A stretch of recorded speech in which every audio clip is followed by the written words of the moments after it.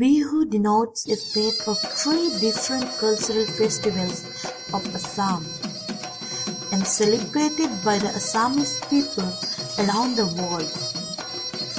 Bihu is celebration that is related to the crop cycle. It is the counterpart of what's called Vaisakhi in Punjab and Vishu in Kerala. Bihu is also used to imply Bihu dance, otherwise called Bihu Naas and Bihu folk songs also called Bihu Geet.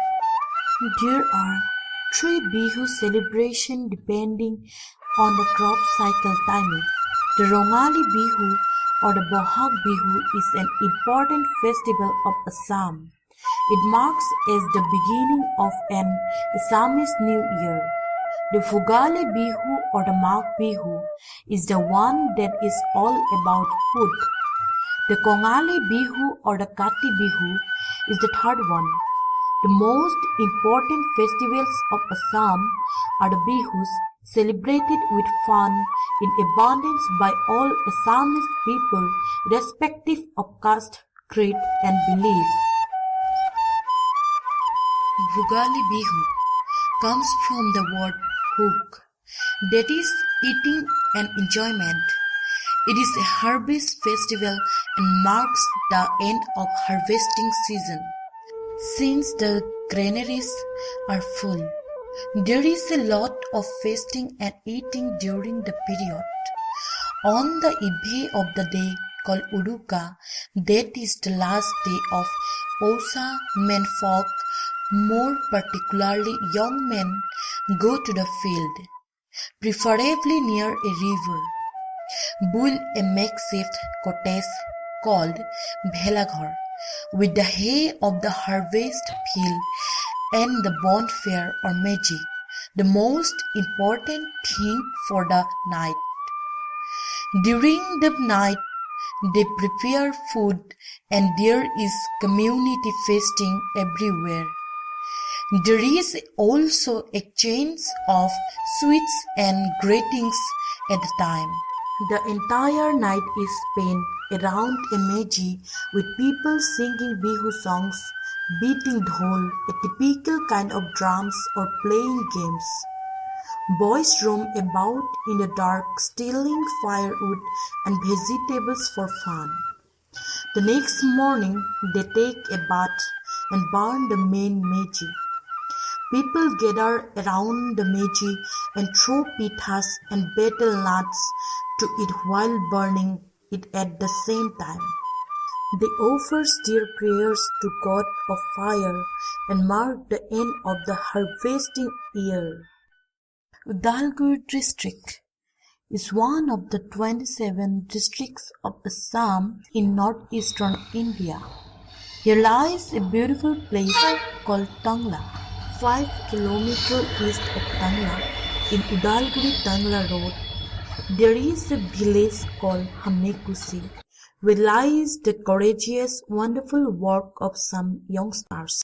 They successfully accomplished the work of making Bhelaghar, a replica of Taj Mahal. Welcome to Taj Mahal!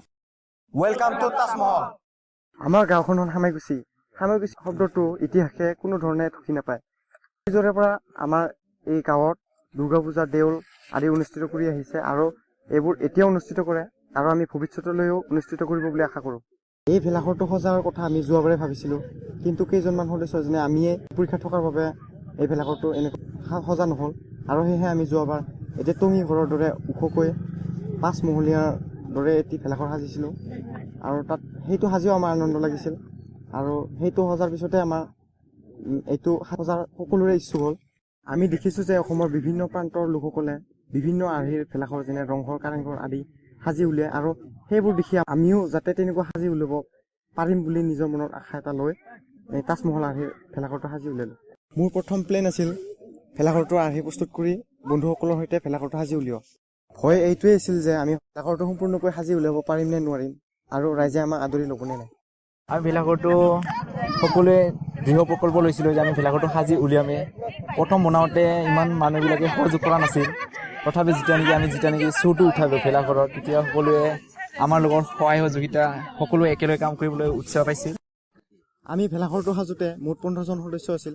তেওঁলোক হ'ল বাবুল বড়ো, মৃদুল ডেকা, ভাস্কৰ বনিয়া, উত্তম বৰুৱা, নিজুম বড়ো, ৰাহুল ৰাভা, কুমুদ ৰাভা, বাবুল ৰাভা, মিণ্টু ৰাভা, বিনোদ ৰাভা, কৌশিক ৰাভা আৰু চন্দন ৰাভা, বিপুল বড়ো আৰু ৰূপসিং বড়ো। ভেলাঘৰ সাজিবৰ বাবে প্ৰথম অৱস্থাত যিবোৰ নেকি বাঁহ তুলিছিলোঁ, বাঁহ তুলিবলৈ যাওঁতে ঘৰে ঘৰে বাঁহ তোলোতে কিছুমানে বাঁহ দিছিল আৰু কিছুমানে নিদিছিল। বাঁহৰ অভাৱ হোৱাত বহুতো বাঁহ চুৰ কৰিব লগা হৈছিল আৰু যিবোৰ নেকি নৰা সেইবোৰ কিছুমান পথাৰত কাটি থোৱাৰ পৰা এইবোৰ বুটলি আনিছিলোঁ।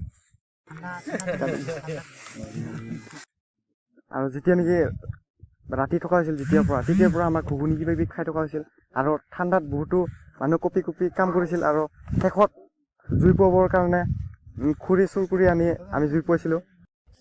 ভেলাঘৰটো সজাৰ সময়ত আমি ৰাতি থাকিবৰ বাবে এটি সৰু ভেলাঘৰ সাজি লোৱা হৈছিল আৰু তাৰপিছত তাতে আমি ৰাতি থাকিয়ে এই ভেলাঘৰটো সাজি ওলাইছিল। ডাঙৰবিলাকে ভাবিছিল যে আমি এই ভেলাঘৰটো সম্পূৰ্ণকৈ সাজি উলিয়াব নোৱাৰিমেই বুলি, কিন্তু আমি শেষত সাজি উলিয়ালোঁ আৰু তেওঁলোকেও আনন্দ অনুভৱ কৰিছে। গতিকে আজি 3 বছৰ ধৰি এই ল'ৰা ছোৱালীকেইজনে 3 বছৰ ধৰি বহুতখিনিমান কাম কৰিছে। কাম কৰাৰ পিছতে 2 বছৰটো আমাৰ থুলমূলে গৈছে। এই থুলমূল যোৱাৰ এতিয়া মানে এই বছৰটো আমি বহুখিনিমান ভাল দেখা পাইছোঁ আৰু ভৱিষ্যত অহা বছৰৰ কাৰণে যাতে কিবা এটা চেষ্টা কৰি এওঁলোকে কি মাথাত খেলে কেনেকুৱা কি বনাব লাগে এওঁলোকে কৰিব। ল'ৰা ছোৱালীকেইটা এনে সহায় বনে আমি কামে বনে বাৰু 2 এষাৰ এনেকৈ আহোঁ। কষ্ট কৰি বনাইছে বেচেৰাহঁত। আজি ৰাতি 10টা লাগি 9টা লাগি ঘৰখন এওঁলোকে বনালে, তথাপিও ঘৰখন এওঁলোকে সাজিলে। এতিয়া আমাৰ ইয়াতে বহুত দূৰৰ পৰা মানুহ আহি গৈছে যে এই এনেকুৱা অৱস্থা হ'ব বুলি আমি জানা নাছিলোঁ। গতিকে মঙলদৈ, শিৱাঝাৰৰ পৰা, কালিগাঁৱৰ পৰা, টংলাৰ পৰা এইখিনি এই অঞ্চলটোৰ পৰাই মানুহ আহি আছে।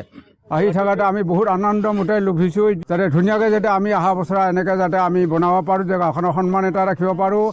গতিকে ভালে কুশলে থাকক। যেতিয়া দূৰ দূৰণিৰ পৰা ব্যক্তিসকলেও যেতিয়া চাবলৈ আহিল ভেলাঘৰটো অনুসৰণ কৰি সকলোৱে কৈছে ভাল হৈছে, ধুনীয়া হৈছে বুলি কৈছে। সকলোৱে আমাক উৎসাহ দিলে। সেয়েহে আমি তেওঁলোকৰ যিটো নেকি আমাক উৎসাহ দিছে সেইটো আমি কেতিয়াও পাহৰিব নোৱাৰোঁ। বেলেগ কিছুমান বনোৱাৰ ইচ্ছুক আছিল, কিন্তু সময়ৰ অভাৱ হোৱাৰ কাৰণে গেট, চিনাৰী আৰু পিছফালে 2টা খুঁটা এইখিনি বাকী থাকিল। ইয়াৰ পৰা আমি শিকিলোঁ যে বন্ধুসকলৰ সৈতে আনন্দৰে ভোজ ভাত খোৱাৰ উপৰিও এনেকুৱা কামৰ জৰিয়তে যে গাঁওখনৰ সুনাম কৰি হ'ব পাৰি। আমাৰ ভেলাঘৰৰ যিটো পৰম্পৰা, সেই পৰম্পৰাটো নতুনত্ব প্ৰচেষ্টাৰে যি তাজমহল আৰ্হিত গঢ়া হৈছে, এই গঢ়াটো আজি ইমান দিনে কষ্ট কৰি বনাইছে, কিন্তু এইটো আকৌ আমি পুৰি পেলাবও লাগিব।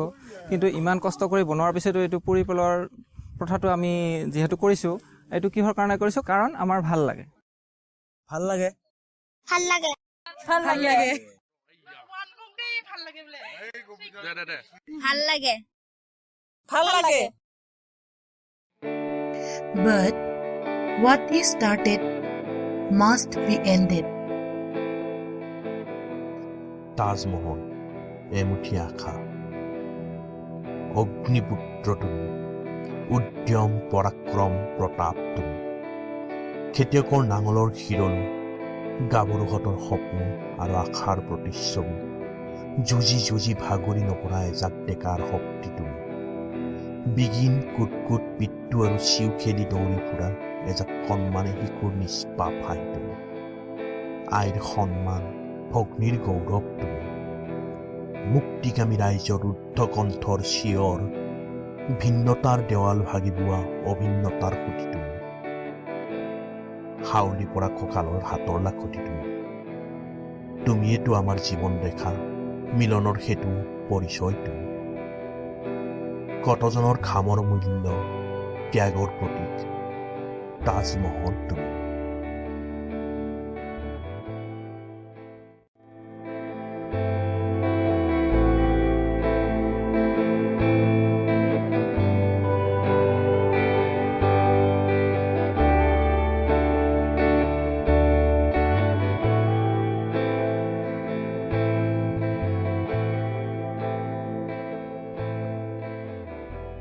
Some says that modernization is ruining the cultural heritage of our society. But As long as it creates pure happiness and unity among people, it will surely be a good thing in near future. Yeah.